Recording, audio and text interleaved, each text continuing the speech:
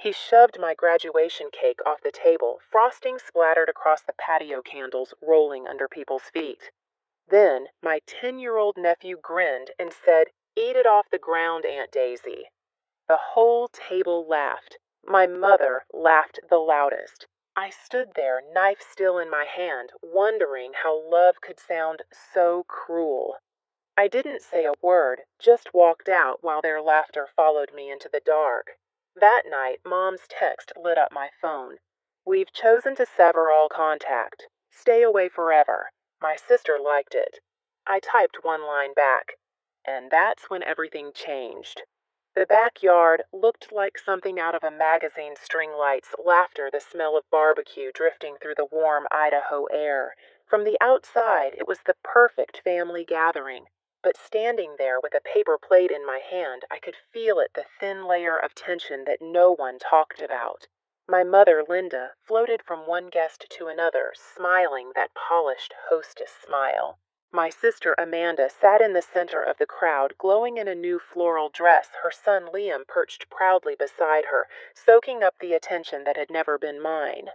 "Tell us about the Florida trip someone called out." Amanda laughed, flipping her hair. "Oh, it was amazing. Mom insisted we stay an extra week." Mom nodded, pretending humility. "Well, they work hard. They deserve it." I smiled the way people do when they know they're supposed to. No one asked how Seattle was. No one asked about my degree.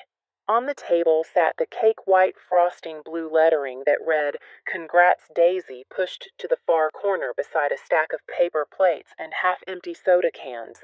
Every time someone walked past, they bumped it slightly, as if it didn't matter whether it stayed upright or not. I stared at it longer than I should have, because it looked familiar. Beautiful, ignored, forgotten in plain sight. A breeze rolled through the yard. The fairy lights swayed. For a second I thought maybe this time would be different. Maybe they'd surprise me. Then Liam ran toward the table, eyes glinting with mischief. His voice cut through the chatter. "Aunt Daisy, Mom says you only got your degree so you can brag." The laughter that followed was sharp ugly. Mom didn't stop him. Amanda pretended to hide her smile behind a glass of wine. I thought about every time I'd been told to share, to sacrifice to be the strong one. The one who didn't need help. The one who didn't complain. My throat tightened, but I swallowed it down. When Liam's hand shoved the cake off the edge, it all happened in slow motion. The porcelain plate shattering, frosting, splattering my shoes. Everyone gasping and then laughing again. I froze, gripping the knife I'd been using to serve slices. No one told him to apologize, not even my father, sitting quietly on his phone. The last thing I remember was my mother's voice light and amused. "Oh, come on, Daisy. Don't be so sensitive." I set the knife down, untied the apron, and walked toward the door. Every step sounded too loud against the wooden deck. Their laughter followed me like music from a party I was never invited to. Outside, the air was colder, the sky bruised with evening. I got in my car and drove away without saying goodbye. For the first time in my life, I didn't cry. I just knew something inside me had finally snapped, and there was no going back after tonight. I drove for hours that night, headlights cutting through the empty Idaho highway. My hands gripped the steering wheel so tight my knuckles burned. The laughter from the party kept replaying in my head, the sound of plates clinking, my mother's voice echoing, "Don't be so sensitive." By the time I reached my apartment in Seattle, it was past midnight. The city was quiet rain streaking across the windows. I dropped my keys on the counter, kicked off my shoes, and sank into the silence. My phone buzzed. A message from Mom. For a second, I thought maybe, just maybe, it would be an apology. But when I opened it, the words sliced cleaner than any knife. "We've chosen to sever all contact. Stay away forever." A few seconds later, a small red heart popped up beside it, Amanda's reaction. I stared at the screen, my reflection glowing faintly against the glass. My chest didn't tighten. I didn't cry. I just sat there numb, as if my body had finally stopped trying to prove it could still feel. I opened my laptop, the blue light flickering across the room. The cursor blinked on an old spreadsheet, my budget tracker. Two rows stared back at me, parents' mortgage. One $400 monthly, Amanda's SUV. $640 monthly. Both loans co-signed by me. Both payments automatically withdrawn from my account every month for the last 3 years. I'd signed those papers because Mom had said, "You're the responsible one, honey. Just help the family out." Back then, it felt like love. Now, it looked like a leash. The rain outside grew louder. Drops hit the glass in uneven rhythms like a ticking clock counting down to something inevitable. I scrolled through my messages, years of polite thank yous, guilt-laced reminders, excuses. Just until Amanda's business picks up. Your dad's between jobs again. We'll handle the payments next month. Next month never came. The weight in my chest shifted. It wasn't sadness anymore. It was clarity. I opened a new message and began typing slowly, each letter deliberate, each word like a door closing. Removing my name from every loan tomorrow. No emojis, no explanation.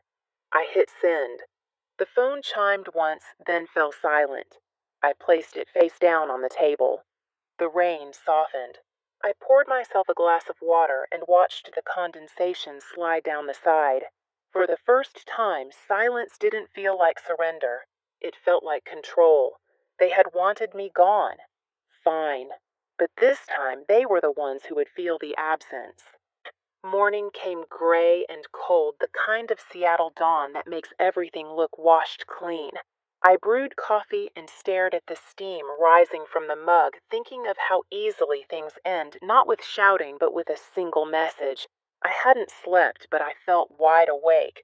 The exhaustion had burned itself out, leaving only a strange calm. By 9, my phone had started buzzing nonstop. Mom, Dad, Amanda, unknown numbers from Boise. 100 missed calls. The group chat exploded with demands, threats, guilt. You've gone too far. Do you know what you're doing to us? We raised you. Not one message said, "I'm sorry." I didn't reply. Instead, I pulled on a gray sweater, tied my hair back, and opened my laptop. My fingers hovered over the keyboard before typing Green First Bank, downtown Seattle branch. Mr. Diaz met me in a quiet consultation office with pale blue walls and a single fern in the corner. He was in his 50s, kind eyes behind wire-rimmed glasses. "Miss Wilson," he said, offering a handshake. "I reviewed the documents you sent.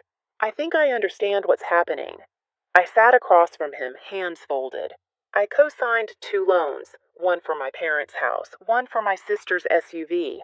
I've been paying them for years. I just want out. He nodded. "You're not the first person to be taken advantage of under the word family." He slid a stack of papers toward me. "If you can prove you hold no ownership or financial interest in their property, we can begin the liability release process. You'll also have the option to freeze joint credit access." I handed him the folder I'd brought, lease agreement, pay stubs, email correspondence, even an old message from Mom that read, "The house is ours. You just helped sign." Mr. Diaz read silently, then looked up. "Everything we need is here."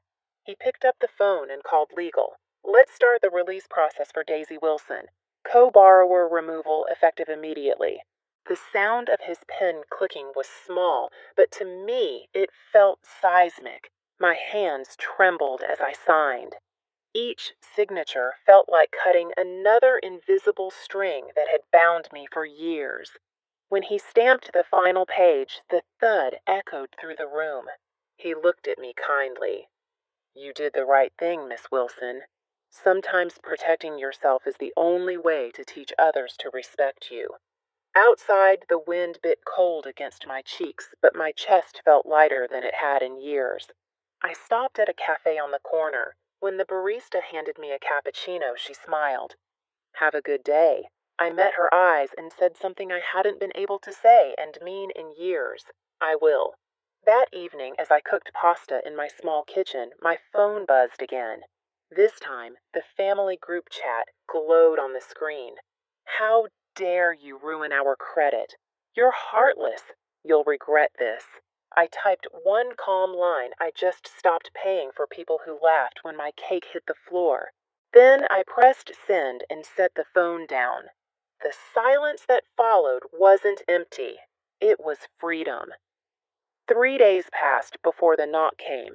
It was sharp, angry, relentless, each pound vibrating through the thin walls of my Seattle apartment. I froze mid-step, the pan of boiling pasta hissing behind me, my stomach twisted with a cold certainty even before I checked the video intercom. On the screen stood my mother and Amanda, two faces I knew by heart, now warped with fury. Mom's lips were pressed into a tight line, arms folded like she was preparing to lecture me. Amanda's eyes were wide, bloodshot, her mask hanging loose around her neck. Daisy Mom's voice cut through the door, high and trembling. Open this door right now. We need to talk. What did you do with the bank I didn't move? The hallway camera showed them shifting from foot to foot, glancing around nervously as neighbors peeked out. Amanda's voice rose, shrill, desperate. You ruined everything. The bank froze our accounts. Mom's credit is gone. My car's about to be repossessed. You think this is funny? The words stung, not because of what she said, but because that's how they'd treated me all my life. As a joke. As the strong one who didn't get to have feelings. I took a slow breath, steadied my voice, and turned on the voice recorder on my phone. Seattle Police Department, I whispered into the 911 app. 2 individuals are outside my apartment yelling and refusing to leave. I'd like to report trespassing. Do you know them? The dispatcher asked. Yes, I said quietly, eyes still fixed on the monitor. They're my family, but today they're just people violating my boundary. Outside, the pounding grew louder. Amanda's hand slammed against the door. Daisy, you're destroying this family. You think cutting us off makes you strong. You're selfish, heartless. Mom's voice cracked, half rage, half panic. We're your parents. You don't treat family like enemies. 10 minutes later, flashing red and blue lights painted the street below. 2 police officers appeared in the frame, 1 man, 1 woman. Calm, professional. They approached my mother first. I watched through the intercom as Mom rushed toward them, pointing furiously at my door. She's my daughter. She destroyed our finances. We just want to talk to her. Amanda's voice broke into sobs. She almost cost me my car. My fiancé's threatening to leave me because of her credit. She's heartless.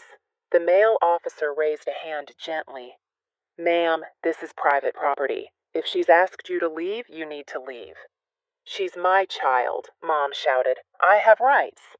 The officer shook his head. You have rights as a mother, but not the right to trespass on an adult's residence. The camera shook slightly as Amanda backed away, her face collapsing into frustration. For a brief second, guilt brushed against me, light, fleeting, familiar. But then I remembered the frosting splattered across the pavement, the laughter, the silence that followed. No, I thought. Not again. Through the speaker, I spoke quietly, just enough for the microphone to pick up. If they act like intruders, then the line between family and boundary no longer exists. The officer turned toward the camera and nodded slightly, as if acknowledging my words without needing more explanation. He gestured toward the stairs. This conversation is over. Let's go. Mom turned back to the door, her eyes burning with betrayal. You'll regret this, Daisy. Blood doesn't disappear just because you say so. I didn't answer. The door stayed closed. They left under the dull flash of police lights. Their footsteps echoed down the stairwell, heavy, defeated, fading into the distance. When silence finally returned, it felt like oxygen flooding into a room that had been sealed shut for years. I slid down to the floor, my back against the wall, the phone still recording. My hands trembled, but not from fear, from release. The audio kept playing their voices, the pleading, the anger. I saved the file and named it Boundaries. April 17th, 2025. That night, I stood by the window watching the city breathe beneath me. Cars glided past headlights streaking across wet asphalt. Somewhere below, people laughed, ordered coffee, lived their lives. And in that quiet apartment, a family had just fallen apart without a single scream. The next morning, my inbox filled again, this time with messages I hadn't expected. A Facebook post from Mom. Big letters, bold text. Sometimes the child you trust most betrays you the worst. Daisy stole from her parents and ruined our credit. Some people never learn gratitude. Below it were dozens of comments from old neighbors, relatives, even people I barely remembered. So ungrateful. Poor Linda after all she's done. And then one that twisted the knife I heard she used her parents' money to buy that apartment in Seattle. I stared at the screen. The old me would have panicked, written long explanations, begged people to believe me. But now I just breathed. They were throwing fire, but I refused to burn. Instead, I opened a new email, short measured, professional. Subject clarification, personal matter. Hi team, if you see rumors about me online, please ignore them. Some people fight boundaries with lies. I'm fine and appreciate your professionalism and privacy. Daisy. Then I closed my laptop. The truth doesn't need shouting, it only needs time. 3 days later, an envelope arrived at my office. The letterhead read, Green First Bank. Inside was a document signed by Mr. Diaz. This letter confirms that Miss Daisy Wilson has been fully released from all liabilities concerning the joint mortgage and vehicle loan under the names of Linda and Amanda Wilson. The seal embossed gold at the bottom shimmered under the light. My fingers brushed across the paper, tracing the curve of my signature the moment everything changed. It wasn't revenge. It was justice. That evening, the Facebook post disappeared. Maybe someone told Mom the truth. Maybe the bank called to verify it. I didn't care. The damage didn't matter anymore because I'd stopped living for their approval. Still, my phone buzzed again, a message from a number I hadn't saved in months. You'll pay for this, Daisy. You think you've won, I smiled faintly. Winning wasn't the point. Freedom was. I stood by the window, the Seattle skyline stretching out like a map of second chances. The air smelled like coffee and rain, sharp and clean. For the first time, I felt unchained. Sometimes silence isn't weakness, it's the sound of power finally speaking for itself.